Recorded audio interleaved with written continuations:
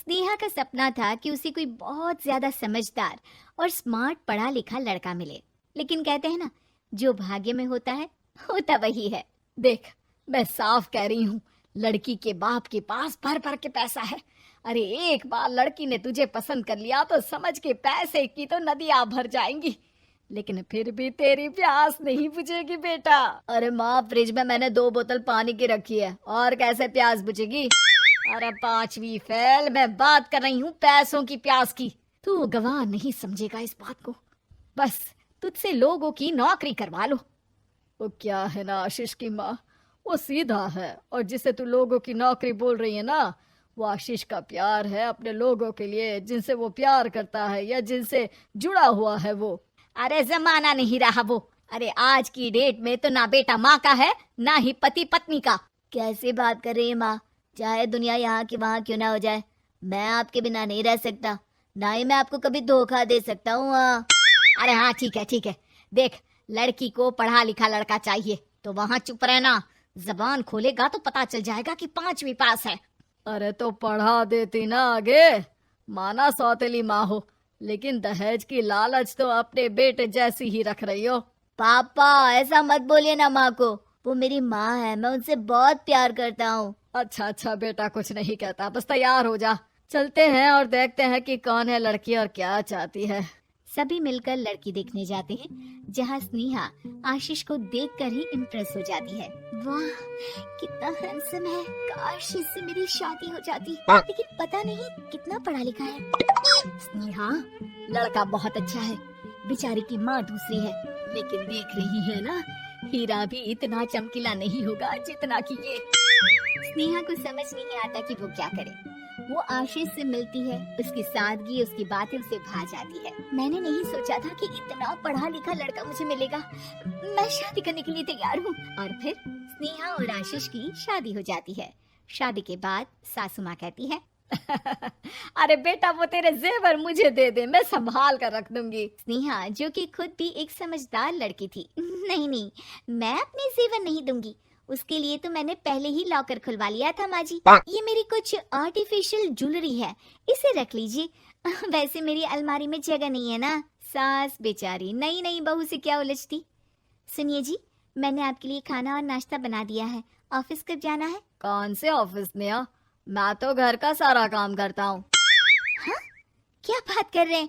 इतना पढ़ लिख कर आप घर का काम क्यों करते हैं? कितना पढ़ लिख कर?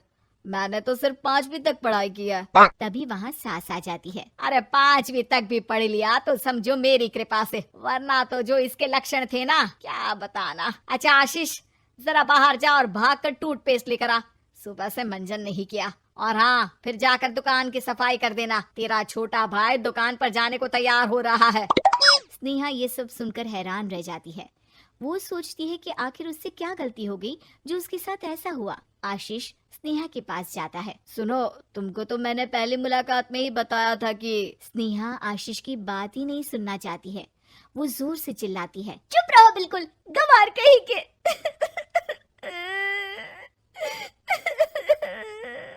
कितना बड़ा धोखा हो गया मेरे साथ, अब मैं इस घर में नहीं रह सकती। प्लीज ऐसी बात मत करो, मेरी पत्नी हो तुम, जैसे बोलोगी मैं वैसा करूंगा। मैं कोशिश करूंगा बाहर जाकर कोई काम ढूंढ लूं, पर प्लीज मत जाओ। चुप रहो गंवार कहीं के, मैं तुम्हारे जैसी की बीवी हो ही नहीं सकती।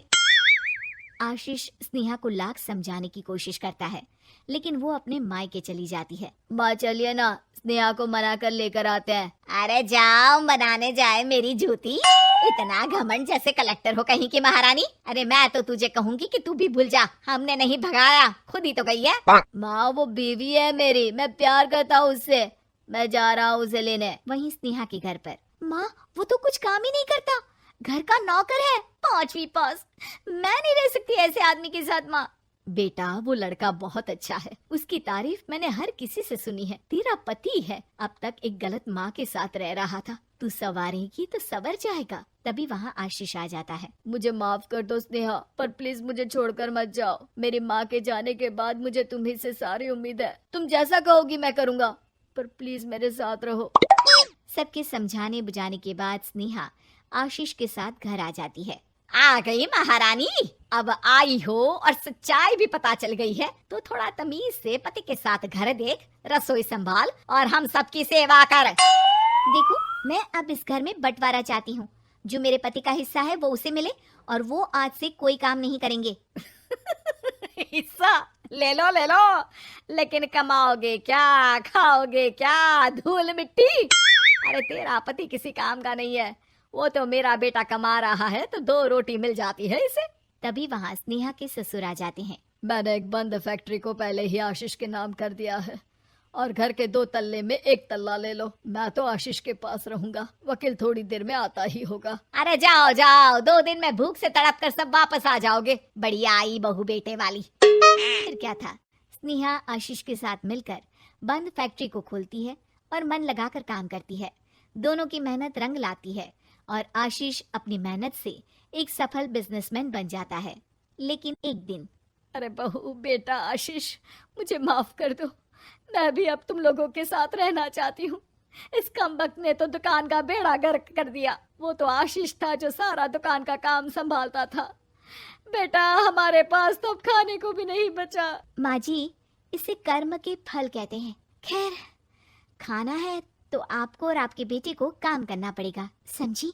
हे भगवान, अब ये दिन आ गए हैं कि बहू के साथ रहने के लिए मुझे काम करना पड़ेगा। बेटा आशीष, तू ही समझाना अपनी बीवी को। पता है ना मैंने तुझे कितने प्यार से पाला है। हाँ माँ, वो तो ऐसे ही बोल रही है आपको। अरे घर में कामकाज के लिए बहुत सारे नौकर चाकर है, आप आराम से रहिए माँ। स्नेहा आशीष का अच्छा और सरल सच्चा व्यवहार देखकर मन ही मन सोचती है, मेरा पति गवार ही सही, लेकिन दुनिया का सबसे अच्छा इंसान है।